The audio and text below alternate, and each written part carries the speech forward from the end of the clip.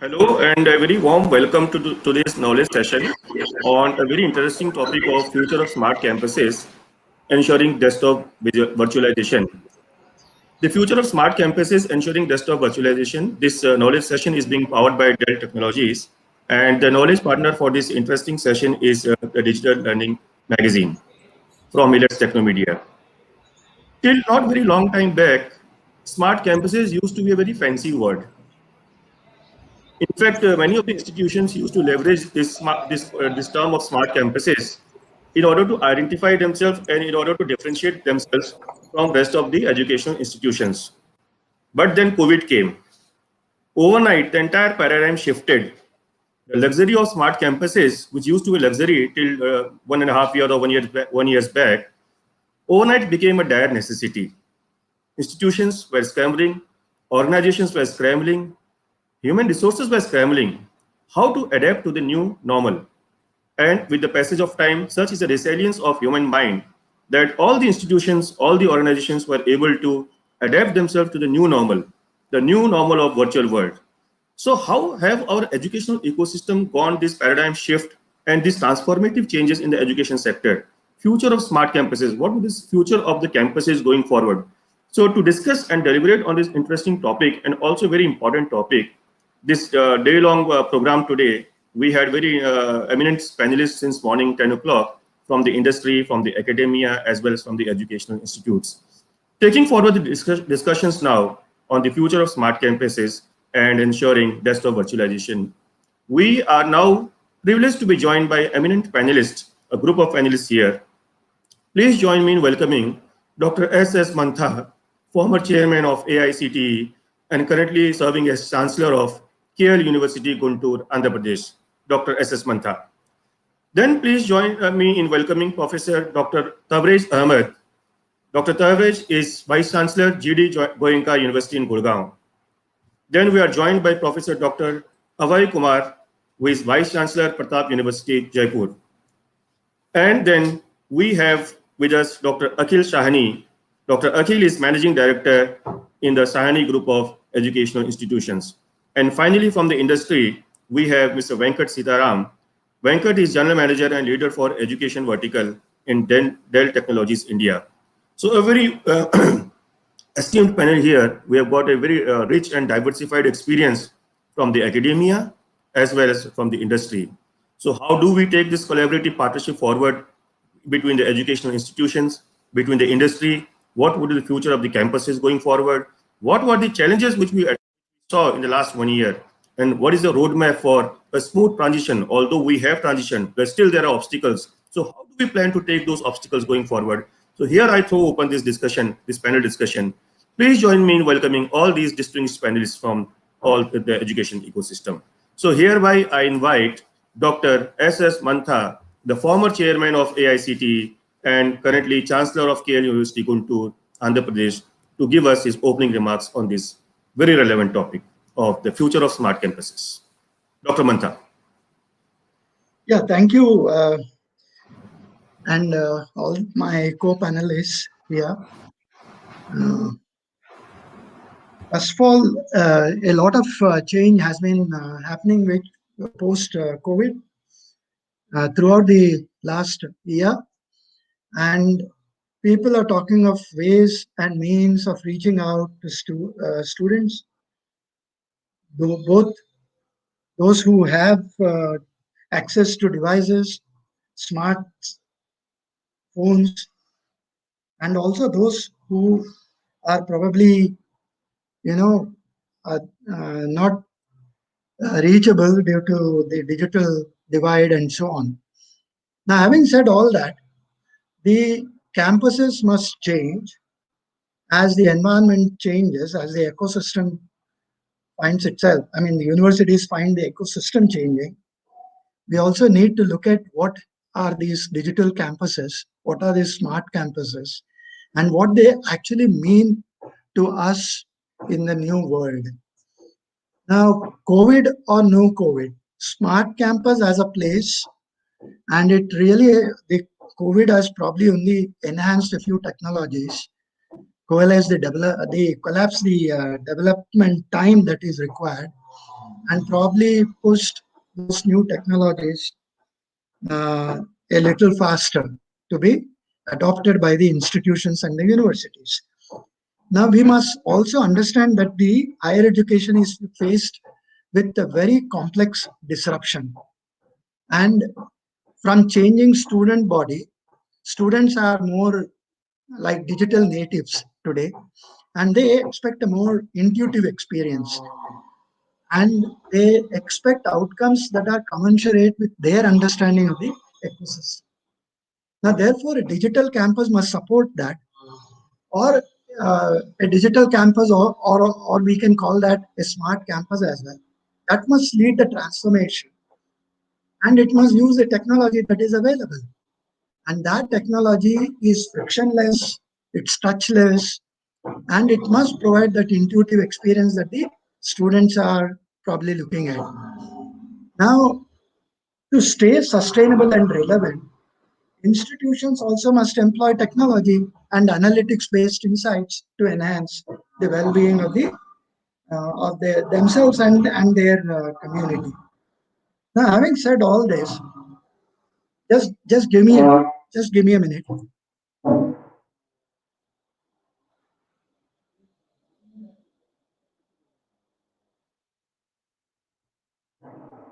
Sorry, there was some disturbance on the other side. Yeah. Now, having said all that, a smart campus must be a collection of applications, platforms, or infrastructures which are leveraged in a siloed manner around the campuses. Now, what does that actually contain? It should look at the emerging technologies and bring in a certain amount of synergy between all those existing technologies. Now, what does a smart campus actually do? It should allow smart card, or e-card, which facilitates the student for their attendance, for their maybe their hostels, their library, their wallets, e-wallets, and so on. And there are also smart classrooms. You have virtual reality kind of things that are happening, virtual labs, and visit simulations. All that must happen in a smart classroom. There also must be some digital, remote digital learning facilities that are available. There must be energy management. Before that, within the remote digital learning, we often hear about personalized learning and identifying slow learners, fast learners. All that is a part of the LMS, which also becomes a part of your smart university. Then one should look at energy management. Maybe you have buildings which are energy efficient, and you have house management systems, you have energy trading systems, and so on. You should also have adaptive learning, which I talked about, where it should be adapted to the learner's requirement, and that becomes a part of smart university. Besides all this, there must be smart transportation, smart security, smart safety, optimization, and of all the facilities that you have on the campus, all the IT infrastructure that you have on the campus. For example, you may require operations optimization, you may require data storage, and that is where the virtualization comes in. And you will also need to invest in in order to reduce costs. You may have to look at desktop virtualization, you may have to look at network virtualization, you may have to look at server virtualization, and go on the cloud with all these applications. And you also must create smart facility services. For example, you may have sports and interactive campus life you may have to create, and so on. So the expectations from a student's perspective are very, very high. And therefore, and on the other side, there are different technologies available. There must be somebody who brings in these two together, the technologies that are available and the aspirations of the students per se, and put them together to create a experience that's actually smart. So finally, you need e-learning. You need always to be connected. you need advanced cybersecurity. Everything must be data driven. You must create a safe environment, and all this should lead to academic credibility. There are several technologies like IoTs, and all those things will help. Yeah. So just one second. Hello Hello. हाँ बोलो Hello. Hello. So from a campus that we have today, which is physical, in terms of access control, in terms of students, in terms of identification, we move to a cyberspace where we have a network like virtualization and networks and the IT infrastructure, data on one side, and bringing your own devices and connecting them on the fly, and so on. So there are a lot of things that must happen for the smart campus to be realized. And if moving in future, many of the universities have part of all these things that I'm talking about, but they do not probably have a system where they can integrate all of them together. They must have invested in beacons, Bluetooth, dispersed technologies, Wi-Fi, sensors, in isolation. Now is for making a smart university, we must bring all these things together and create an experience that optimizes the resources and maximizes the outcomes from a student and faculty perspective. Thank you. Thank you, Dr. Mantha, for beautifully outlining the concept of a smart campus. How do we integrate the various technologies, various applications, and with the various infrastructure, and put together infrastructure which is futuristically oriented. You also spoke about adaptive learning, e-learning, a learning which is adaptive to the requirement of the students, and how do we integrate technology to give them a more holistic and meaningful purpose. So thank you. I'll come back to you with a couple of questions once we have opening remarks from other speakers also. So moving on, now I invite Professor Dr. Tabrez Ahmad. Professor Dr. Tabrez Ahmad is Vice Chancellor, GD Goenka University in Gurgaon. So Professor Ahmad, your perspective on this, the future of smart campuses.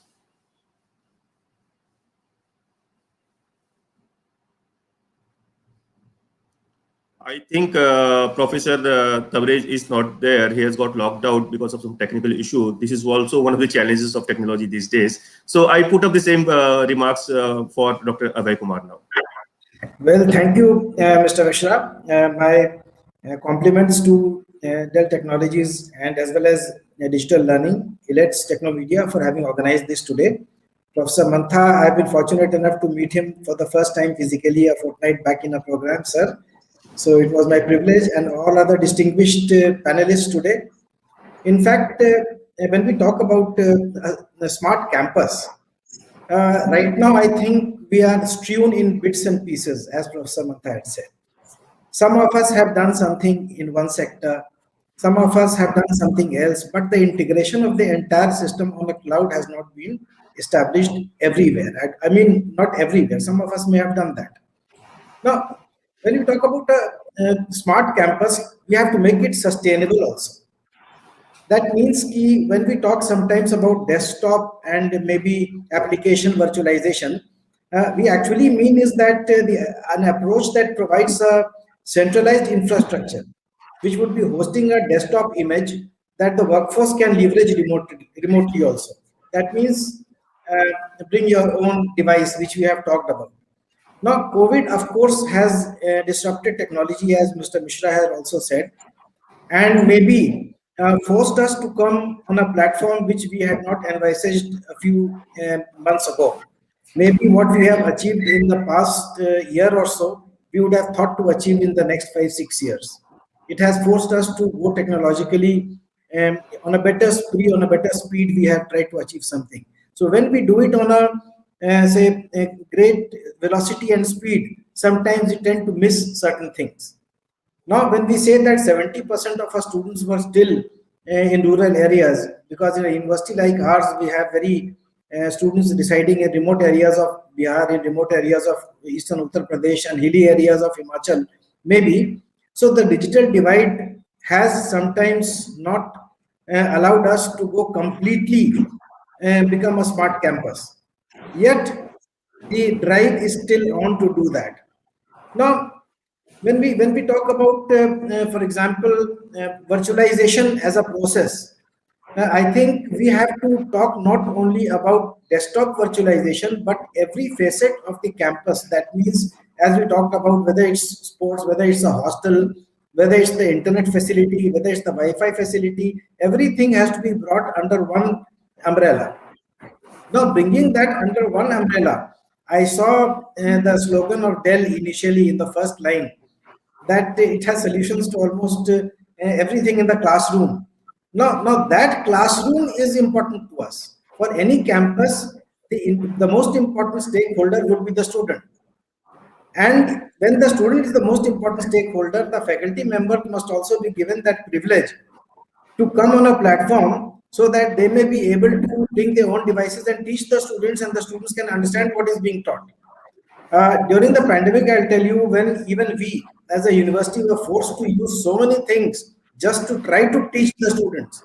Like, for example, upload on the WhatsApp, upload on the emails, website, whatever we had hands on, we used. But then when things systemized, when we started say hiring, or maybe say paying for the having a data on the cloud, which we probably weren't doing to that effect earlier. So when those things started happening, I think learning became more effective. And the students also, maybe some in the quieter corners of the class, also became vocal, because they thought also that they had come to a same platform where they could discuss, where they could uh, uh, come together with the teachers and those students whom they could not interact with in a physical class. So sometimes when you talk of blended learnings, I think online education is going to take a major part of blended learning in the times to come. And this is where a smart campus would count to be effective. And desktop virtualization has to be there. There is no, there's nothing we can do by not having it. It is very pertinent, very important, and every educational institution must have it. So this is all I have to say right now. Maybe in another next time when I get, I'll be doing something. Thank you. Yeah, thank you, Dr. Abhay Kumar. Dr. Abhay Kumar is the Vice Chancellor of Pratap University in Jaipur, and he gave us a perspective on the future of smart campuses. He also mentioned about the students from Eastern UP and parts of Rajasthan. One easy question which comes to my mind, although I'll put this question afterwards, how do we bridge the divide between the rural and the urban students as far as technological access to technology is concerned?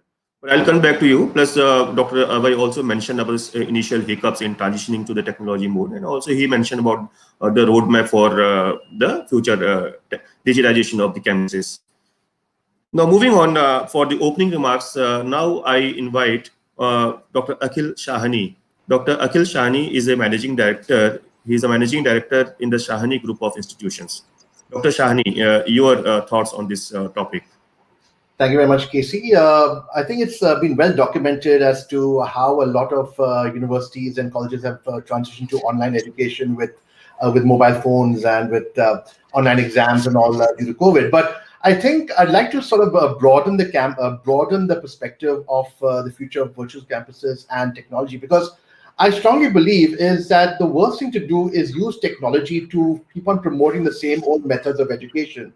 The problem is that we had mobile technology, but all the universities focused on doing was basically having the same old 2-hour boring lectures and exams technology at the end. And the biggest focus of the exam technology was to check, is a student cheating or not. And again, you have the same problem. The only problem is that with an online lecture, the student was more bored than you could actually have in a classroom environment. So I think that as educationists, we should now have a much broader perspective on what education should be with the help of technology. And I think the National Education Policy of 2020 has helped us to a great extent, because don't forget, the NEP is asking all of us as educationists to start focusing on soft skills, experiential learning, making our kids more employable, and cross-disciplinary learning. So therefore, we cannot use the same old lecture, exam, droning-based method of teaching that we did before. So how can technology be part of our part of the tool that allow us to do that? So let's talk about some of the newer technologies that come out. The first thing I believe is that, and I think some of you may be obviously aware of this, is that teachers need to move away from just being lecturers to more facilitators of learning for the students. So, for example, let's talk about artificial intelligence. Now, typically, when you look at a lot of the time that a teacher's time is taken up, it's really more correcting exam papers, it's doing a lot of admin stuff. That can be outsourced to AI work. So, for example, a teacher can focus on having a more experiential learning, a classroom online, or let's say through blended learning. Any exam or any assignment can be outsourced to an AI app, which can be done even today, where the correction work is done. The teacher can focus on more the experiential learning. So, for example, something that we do in our institution is that we actually engage our students in conversations. So, for example, we have a teacher with a class of 30 students online. The teacher will ask student A to have a conversation with student B about what they think about a certain topic. Instead of the teacher telling the student what they should think about the topic, the teacher facilitates two students to talk about the topic themselves with each other like a conversation. Then the teacher asks other students, okay, what do you think about that person's perspective? A more experiential model of education, and AI will actually help to actually correct all the exams and all that way. Another thing we can talk about is things like augmented reality, virtual reality. What stops a teacher from, and again, augmented reality is easier to do than virtual reality. Virtual reality requires goggles and things like that. However, most students' mobile phones have augmented reality systems on Android or iPhone. All they need to do is that there are a lot of online softwares of augmented reality where a student can actually point the phone at a certain, let's say, historical building and will get information about that building automatically. Or they can point to, let's say, a certain geographical feature and get information about that geographical feature. Again, that's all automated. The tools all exist. It's just that we as faculty members need to incorporate that into our own teaching pedagogy. A third thing would be gamification. Now, all of us know our students spend hours on hours a day just playing games on their mobile phone. Nobody pays them, nobody tells them to do it, but they do it because they enjoy it. Why? Because gamification gets a student engaged in solving more and more complex problems and getting online rewards or online motivation to do that. What stops us from actually, let's say, letting gamification come into our own study? So, for example, as a student solves more and more complex financial problems or math subjects, they get online reward, and they keep on. They have like these sort of rankings. So you say, okay, like let's say student A is a top financial problem solver. Student B, so they keep on ranking each other. So putting gamification options within technology or within our courses is easy to do. The point I'm trying to make it is that all of these technologies that I'm referring to already exist. A lot of them are for free or very low cost. It's just that we as teachers need to start focusing on becoming facilitators to bring in this gamification technology into our courseware, to bring in the augmented reality, to bring in the AI models that actually assess assignments and exams, so we can focus on actually teaching and facilitating learning. So I think that that's one thing. The second thing is that we need to step out from the idea that learning only happens in the physical campus. I believe, I think that education is part of life. It's not just in the classroom. So I would say that you look at, let's say, how do you come up with teaching environments where the student can actually sit in a coffee shop, can sit in a garden, can actually learn on the job. You can actually have remote students. Why can't students sitting in, let's say, one city of India collaborate students in another city of India? Why can't, on a project, why can't a student sitting, let's say, in, let's say, Patna, collaborate with a student sitting in Johannesburg on a project? Nothing stops us from doing that. The point I'm trying to again make is that step away from the idea that a smart campus is only in the campus.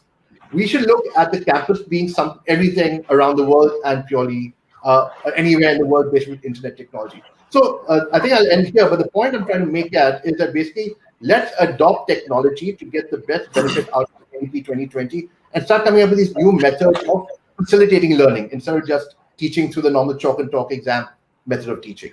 Yeah. Thank you. Thank you, Dr. Akhil. In fact, you could not have been more clearer in articulating the role of technology. You mentioned about various technologies already being there in the system, like experiential learning, virtual learning, augmented reality, virtual reality. The need of the hour is to integrate those technologies in the current day curriculum or in the current day education delivery system by the faculty members. You very aptly also mentioned that it's a myth that the learning only takes place in the physical classrooms. As you rightly said, that learning is an ongoing process, and why can't we collaborate while sitting in a coffee shop with somebody in Johannesburg or somebody else in other city with the help of technology. And when we talk of collaborating, or when we talk of contacting, or when we talk of collaborating with somebody in sitting in Johannesburg, then of course that contact or that collaboration is not possible without leveraging the technology. So thank you so much, Dr. Shahani, for this beautiful articulation of your thoughts. Now, before I come to the next speakers, we had one speaker with us who I think because of technological some hiccups, Professor Tabrez Ahmad. As and when he joins back, then we'll seek his comments on the topic. So to move on, I would like to to ask one quick question to Dr. S.S. Mantha. S.S. Mantha has been one of the policymakers in the governance. He has been a former chairman in AICTE and currently as the Chancellor of KL University, Guntur, Andhra Pradesh. So Dr. Mantha, if I may ask you, what is the definition of digital leadership and how can it bring new reforms in the education ecosystem? Although this digitalization is in vogue these days, but what would be your views on this topic? The digital leadership and how can it bring new reforms in the education ecosystem? Dr. S.S. Mantha. See, basically what is required is an understanding of the technologies as they are available in order to enhance the teaching learning processes and the outcomes that are expected out of learning. Now, a leader, let's look at a leader first. He should set the digital part is something that would add value a little if you have a good leader. The requirement is to understand the needs of different stakeholders in the system, provide the avenues to fulfill each of those outcomes by use of technology, and provide that leadership to make a transition from the current processes into the new ecosystem that one would want to create. Now, if anybody provides that kind of leadership within the organization, then probably that's what is probably expected. Now, having said that, there are, like various participants have been saying, various panelists have been saying, there are already a lot of technologies which are within some of those better universities.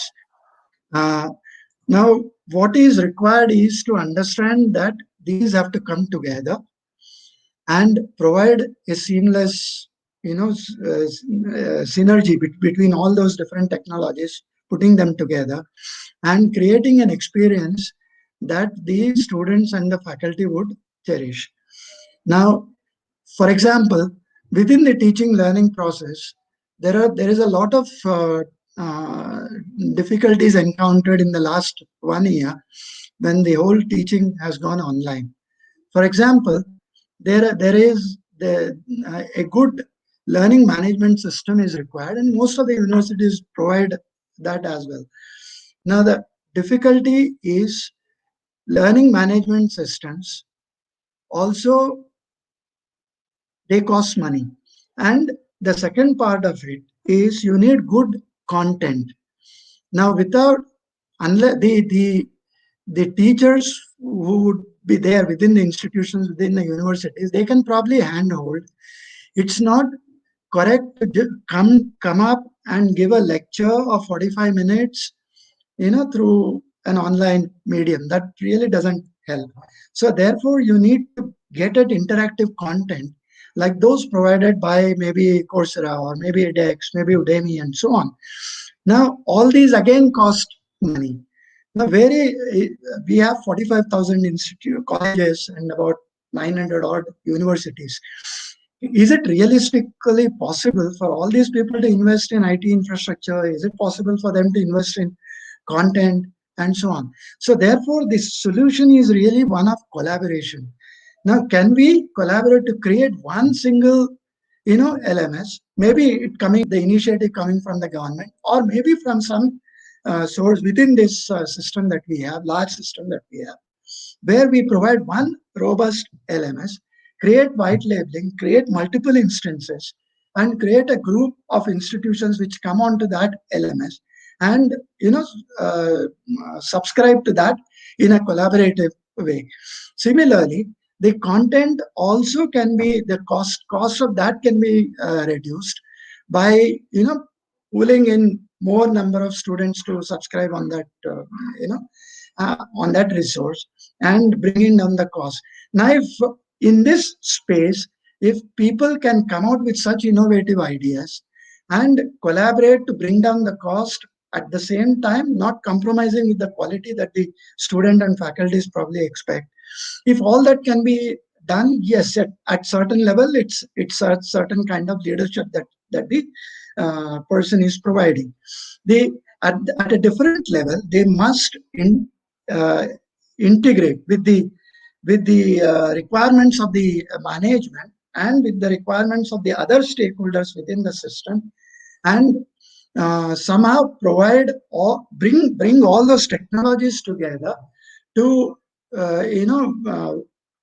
like, for example, instead of investing on a lot of IT infrastructure, your data centers, your all those the technology that goes with it, a leader should probably come in with solutions which would bring in virtualization of the whole concept. Why not bring in data virtualization? Why not bring in desktop virtualization? Why not bring in network virtualization, server virtualization? And most of the even the best of the institutions probably achieve 75 to 80% of virtualization in that process. So is it possible for the leader to come in, look at this more closely from a technology perspective and from a user perspective, and create systems which would sustain this over a period of time? That probably I would look at as some leadership that's required in the current environment.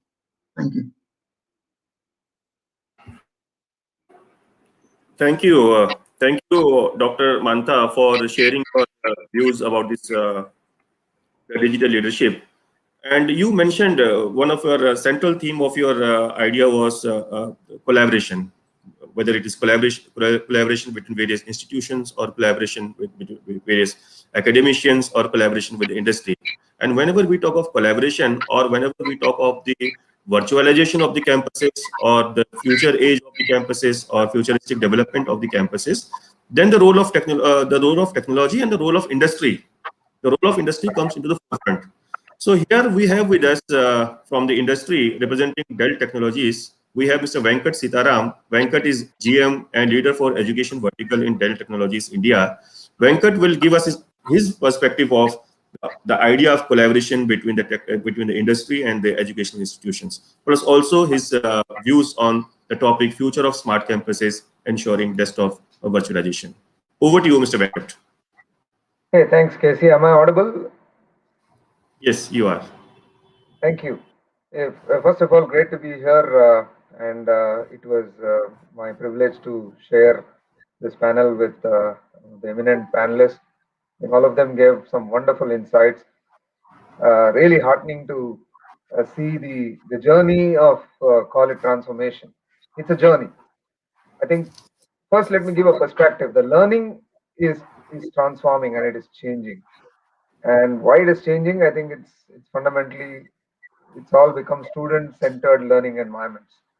Enough has been spoken about it, so I will not go down in that.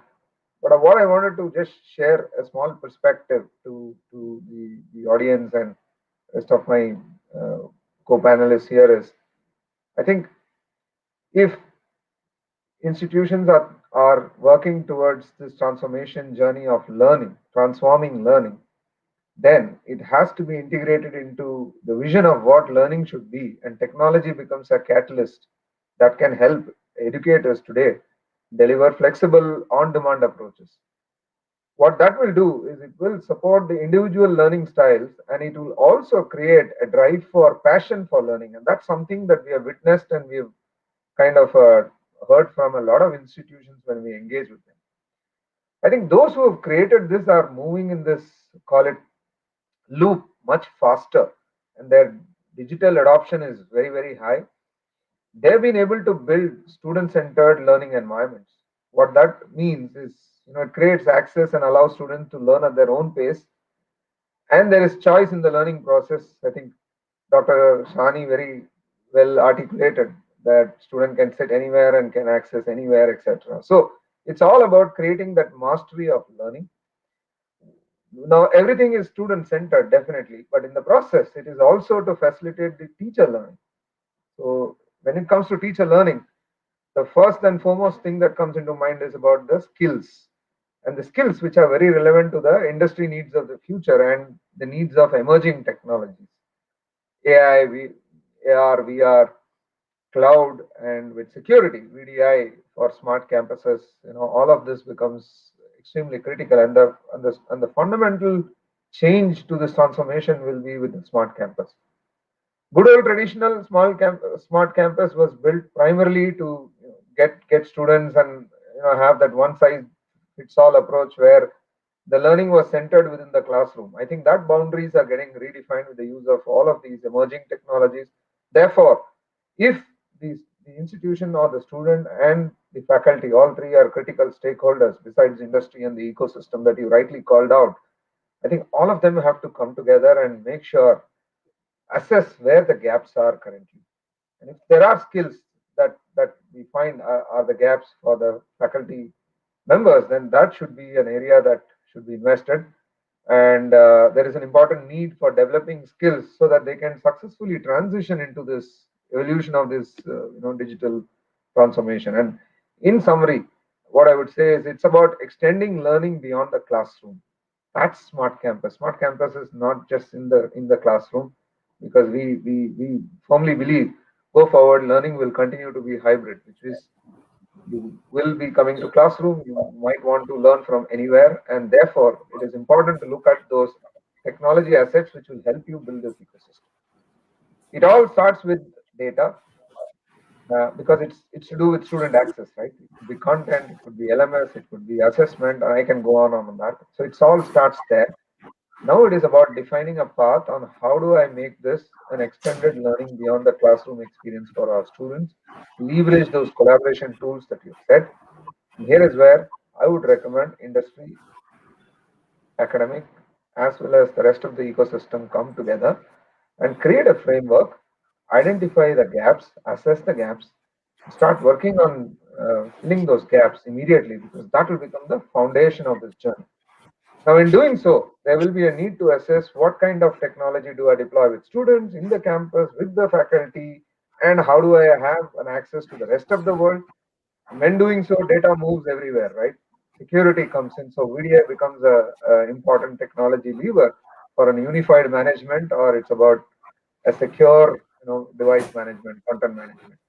So things like that are very well evolved, and I'm happy that Dell is doing a lot of work in this space and will be able to give more insights. I don't want to get down the path of talking about VDI. I'm sure that is covered, and it will be covered in the subsequent sessions by my colleagues. But it's all good to say that it's about enabling their access, and that we at Dell bring in some real innovative solutions to allow students, faculties, and the institutions to move on to this journey. We're happy to engage and assist further in terms of what steps that each institutions need to take. I think that's where we believe we are playing a pivotal catalyst role, and we'll be happy to engage across all formats of educational institutions, whether it is K-12 or higher ed, doesn't matter. We will come and sit with you, and my experts will help you assist in moving into this journey faster. With that, Casey, I would like to give it back to you, and then maybe look forward for further comments. Back to you, Casey. Sure. Sure. Thank you, Mr. Venkat Sitaram. The need of the hour to take the learnings from the confines of the classroom to outside. And while we take this expansionist route, then there is a need of reskilling the faculty members. You spoke about, and in fact, I was taking down the memory lane that we always spoke about student learning, but now the time has come for the faculty learning, during in the ongoing transition to the new mode of education system delivery, the faculty also needs to be adequately skilled with various technologies, various tools, so that the transition is more smooth and more seamless. So moving on, this program is being broadcast live across various social media platforms as well as our own 3D platform. So there are few viewers hooked on, and we are getting some questions, some responses as well. So I have got one quick question for Dr. Abhay Kumar, Vice Chancellor, Pratap University, Jaipur. Dr. Abhay was mentioning about students from UP and Rajasthan and other things. So one at that time also I briefly mentioned that when we talk of technology, one major issue as on date in India is the rural-urban divide as far as access to technology is concerned. So while a vast majority of the population, they are getting benefited by the new age technological tools in the educational ecosystem, at the same time, it is also equally true that there is a vast population which has got no access to the technology, whether in terms of devices or in terms of network or other issues. So how do we plan to address this issue? If I can have your views on it, Professor Dr. Abhay Kumar. Yeah, Mr. Mishra, in fact, when we talk about the digital divide, it becomes a very serious issue. The seriousness of the issue, which I personally saw as Vice Chancellor during the COVID period, was especially in, I would not start renaming the states again, but in certain remote villages of certain states, there was no internet connection, that apart having a mobile device. So what we did was, we somehow coordinated with one of the computer centers there in some of the villages in which a cluster was formed. And we asked the students, our students there, to go to those computer centers at least twice a week, following the social distancing norms, which was not more than about half a kilometer from their homes, maybe even 1 kilometer. And they could attend some part of the classes and get some materials which they could download and get a printout of some if they needed. Of course, that was a costly affair to get a printout everywhere, but then downloading could be done. So that was a very small initiative. So what I want to state right now is that for some institutions, the technology to be used might be different from others in metropolitan cities. Now, when we talk about say technology, I would definitely say that people of my age, maybe even myself, I was not adept to the technology which was to be used during COVID-19. I went in for training. These webinars taught me a lot, first thing. Then what I would mean to say is professors, senior professors who were supposed to be the best in the class, somehow they did not remain best on online teaching at that point of time.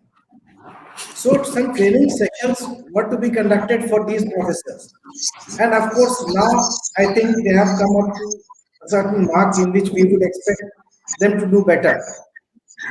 So an integration of the young and the old was found to be there. The young tech-savvy faculty members had a big smile on their faces when it came to online teaching. That was one aspect. The second is collaboration. As a Vice Chancellor of a previous university where I was in, I in fact talked to many of the Vice Chancellors of other regional universities saying, let's collaborate. We each of us have positions of strength. Let's not be suspicious of each other, because if we have to sustain ourselves and remain in the present situation alive, let me be very clear about it, sir. If we are to remain alive as an university, if we are an average university and we have to remain alive in the situation, upcoming situation, let's collaborate with our strengths. As a man of management, I taught some of the students of other institutions. A class of 40, what does it matter if we have 30 more students online? So it happened suddenly, things started changing, and 5 of the universities we came together. That was a landmark for me personally also. That if we can collaborate on one issue, why not extend it to other issues like technology also? Like Professor Mantha and Dr. Shahani had also said right now, well, we don't have any other option except collaboration right now. Because I feel that the consolidation phase has commenced, and only those who collaborate and consolidate together would be sustainable in the years to come. Let the foreign universities come. We don't mind it. The competition is going to be here for us. Let's be alive in the competition, face the music, and stay together and do wonders. Let's not be suspicious of each other. Even if the government sometimes, pardon me for saying so, Professor Mantha, sometimes the government is very suspicious of the private institutions, yet we don't get finance from them. We are self-sustaining, self-financed. So whatever we do, we have to come together and help each other. So this is my point of view, and this is how the digital divide is going to be shortened. This is how our students would come together and see that in the remote areas of some of the states where they are not being accessible to certain devices, where accessibility, adaptability, these are the problems, what would the answer be? The answer be that as educators, we have to do something. And let's be mentors. Time and again, I've come on many platforms and say, let's not be teachers, let's not use the chalk talk method. Let's be mentors, handhold the students, as Professor Mantha said. Let's handhold them. Let's make them entrepreneurs. Let's make them even job seekers if they are. Let's make them entrepreneurs. That means wherever they stay, they have an open mind. John Spencer had once said in one of his books in 1970, not all students would become entrepreneurs, but every student would need to think like one. And as teachers, let's start thinking like an entrepreneur right now. Let's do something new every time we come to the class. It's not only an university, it's not only an institute to which we should confine ourselves. The world is ours, as Professor Shahani had said. The world is ours. And universalism is one thing the Honorable Prime Minister talked about in a LinkedIn post about a few months back. He said we cannot remain isolated. We cannot remain as an isolated islands of excellence. We have to become global with a local viewpoint. So this is my viewpoint, sir. Thank you so much. I think I've taken more time than desired. No, thank you. Thank you. You didn't take too much of time. We are now, although we are now passing on to the last phase of this panel discussion, I still have about 8 minutes with me. One beautiful line you came up with, that now time has come from moving from the concept of teachers to the concept of being mentors. And during this transition, of course, technology will be will playing one of the center roles in this transition. So one quick question for Dr. Shahani here. Dr. Shahani has a multi-location educational group. So how would technology have helped in the virtualization of the various campuses in the Shahani group? How the technology was able to integrate the various campuses? This is one question. And another, if you can quickly answer this question, that is, I can see on the screen that hybrid being the new tool for education, how Dell and education institutions can take it forward. Although this question can be taken by Mr. Venkat, but what are your views on hybrid being the new tool going forward, Dr. So Shah? actually, we've actually been working with hybrid technology since the last almost 9 years. It's not something. It's like COVID was really not the thing that changed our mindset. So luckily, we have our own education technology group within the organization. And we already have been creating mobile apps for all our courses. The students download the apps on their phone. So we have a concept called flipped classroom, which some of you may be familiar with, where the student will learn the content on their mobile phone beforehand and then come to class and have a discussion. So for example, if I'm teaching the concept of, let's say, mutual funds, for example, right? An example maybe in the banking course. They will learn the concept of mutual funds, but then in class, they will come and actually talk about what are the various mutual fund models and why one model is better than the other, and again, through discussion. So the flipped classroom model was there. The only thing that we did with COVID is that instead of physically students coming to class, they were doing the same discussion on Zoom. So that was an easy, seamless thing for us. The second thing which we also did is that we've given students a lot of data on their own performance. So for example, twice a week, the students get a pop-up quiz on their own mobile app on what they've learned in the last couple of sessions. The minute they answer the quiz, I mean, that's from 8 to 8:30, an email goes out to the whole class saying, okay, this is what the students have studied beforehand, and these are their marks. Now, each student sees how they perform compared to other students, and also more important, what they've studied compared to the other students. And so therefore, a student who has not studied hard and has got low marks in the quiz will also see publicly that his friend may have studied hard and has got high marks in the quiz in the same email. So therefore, no student wants to look dumb in front of their friends. So therefore, they will make an effort to study harder the next time. So again, it's a combination of a flipped classroom where you're trying to facilitate learning, and more important, sharing transparent data with the students on their performance as they go along, which is gamification to some extent.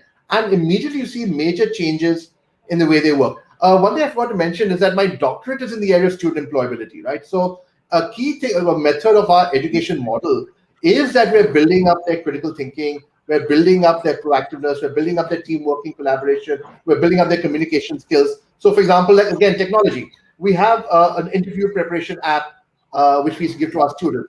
We give the students videos as to how to answer an interview question, how not to answer it. But more importantly, we ask the students to also do practice videos of themselves on the app, which will then be analyzed by our faculty. And this was done all long before COVID. So again, the point being is that if you focus on the skills that get a student employable, I mean the communication skills, team working, proactiveness, critical thinking, so on and so forth, and you use the models of, I mean, what I'm just explaining is just like 10% of what we actually do.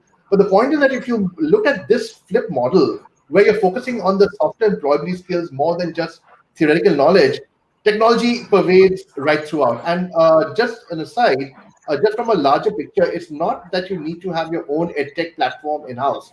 If you do a quick search, there are around 10 free learning management systems available, including Google Education, which any college can use. There are a lot of free, there's a lot of free content on YouTube and all, which you can incorporate into your classes. I think what we need to look at is the fact that the free content, the free resources are there. This is not, there's no access that we have that other people don't have. It's just the mindset that says, okay, look, we are willing to start looking at experiential learning and find the technology, and most of it is free, to allow us to do that. The second thing I think I should strongly suggest is that do not expect leadership on this to happen with the college leaders. It happens bottom up. Most of the innovations that we have done in our institutions have happened from the younger faculty members, the students themselves, to come up with new innovations and who've actually collaboratively built up the education. Frankly, people like us who are above the age of 50 don't have the technology skill set that the younger people have. But if we step away from the command control model, which I think also luckily in the Indian government has now done, moved away from a command control model to prevent any innovation and now allowed innovation. I think even in our own universities, we should allow innovation from the bottom up and say, let's start letting the younger faculty members, the younger students start exploring the technologies out there, suggest to us senior members as to what can be used, what cannot be used. That will also build up the entrepreneur mindset anyway, because you want your students to graduate and join companies and provide that innovation from the bottom up. You can't expect the CEO to bring the innovation. You have to bring it from the bottom up. So anyway, it's a virtuous cycle of allowing technology to pervade. There'll be a lot of experiments that you try. Some will succeed, some will fail. But allow the younger people to bring leadership into the technology. And again, second thing, use the technology that's already there. It's all there for free. Just open up the mindset and allow it to happen. Thank you, Dr. Akhil. I have just left with 2-3 minutes. Before I take the final comment, closing comments from the industry representative here, Mr. Venkat Sitaram. Quick question, quick views from Dr. Mantha once again. That I can see a question on the screen. Which education skills or learning skills should you think we can give more focus on e-learning to the students? In other words, so in your views, the most important educational or e-learning skills which should be given more focus. Dr. Mantha, a very short answer. Dr. Mantha, kindly unmute yourself. The best e-learning would happen when the candidate is self-motivated. I mean, if the motivation level is not there, probably no amount of technology would help in e-learning. Thank you. Thank you, Dr. Mantha. So, Mr. Venkat Sitaram, your views. How can this collaboration be taken to the next level? The collaboration between the industry and between the institutions. Yeah, I think the journey has begun. Fundamentally, of institutions looking at empower learning needs to look at technology, tools, and resources which are fundamentally designed for the educator.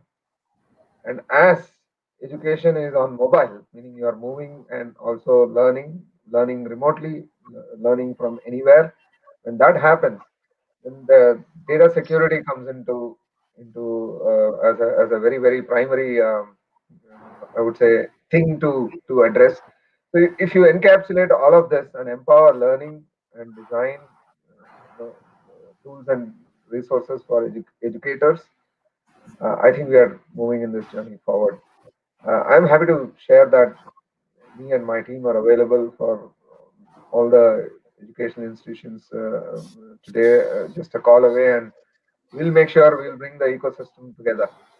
We've been investing in this area for quite some time now and have taken real big steps in making sure that the access as well as enablement and empowerment through our vast portfolio of technology is made available easy and simple, and in the manner in which way that is affordable as well. So we are looking at all these aspects, and that's how we firmly believe that we are positioned better and have the advantage of making this transformation real in partnering with, in collaborating with education institutions as well as the ecosystem players today. Thank you so much, Thank you. Venkat. Thank you so much. Now we are through with this very interactive panel discussion. The smart campuses, we should not be wrong to say that now the time has come for a boundaryless education. The educational ecosystem will now be truly boundaryless. It will not be confined either by the boundaries of the classroom, by the boundaries of the time. There used to be a time when there used to be lecture from 9:30 to 11:30 in hall number 1 of certain university. So now the time will be that one can have 24/7 access to that lecture from anywhere in the world. So a beautiful times moving forward with the help of technology. So herein we come to an end of this interactive panel discussion.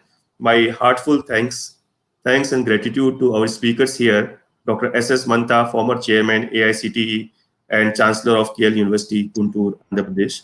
Then we had very interesting comments from Professor Dr. Tabrez Ahmad, he was not there. Professor Dr. Abhay Kumar, Vice Chancellor of Pratap University, Jaipur.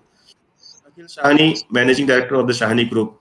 And from industry, we had Venkat Sitaram, GM and Leader for Education Vertical, Dell Technologies, India. So herein, my backend team has shared the certificates. I would request the backend team to share the certificates once again here. Next certificate, please. This certificate it is a token of gratitude from Elets Technomedia Digital Learning magazine. This is from Mr. Venkat Sitaram for giving us an industry perspective of the technological collaboration between the industry and the academicians to take the concept of smart campuses in the future. Next certificate, please. Next. May I request my backend team to, yes. My heartfelt thanks and gratitude to Professor Abhay Kumar, the Vice Chancellor of Pratap University, Jaipur, so beautifully articulating the smart campus concept in today's times. Thank you so much. Next certificate is for Dr. Akhil Shahani. Dr. Akhil is the MD of the Shahani Group, Mumbai. Thank you for beautifully articulating your thoughts on this topic, very relevant topic of the smart campuses. Thank you. And one certificate for Dr. Mantha also. If I request my backend team, Dr. S.S. Mantha, thank you for joining us in this online panel discussion. Dr. Mantha is a former chairman of AICTE and Chancellor of KL University, Guntur. So with this, we conclude this session. Thank you once again to all the esteemed panelists. The panel is over. The session is not yet over. We have got interactive fireside chats as well as the discussions in the next round of discussions. So thank you once again for joining us. Bye-bye. Thank you very much. Thank you, Casey. Humbled by this gesture of. Thank you, sir. Welcome to the future.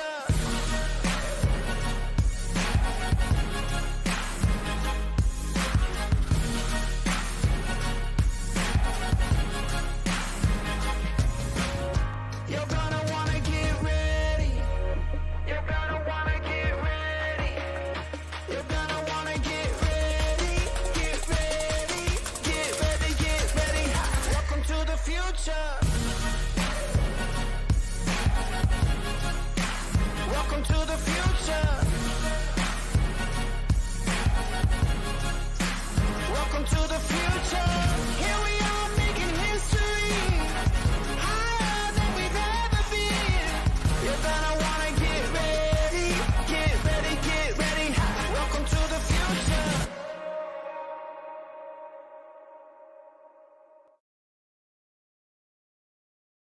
Transition your business to virtual workspaces to enable a more productive experience for your cloud users with Wise Thin Clients from Dell.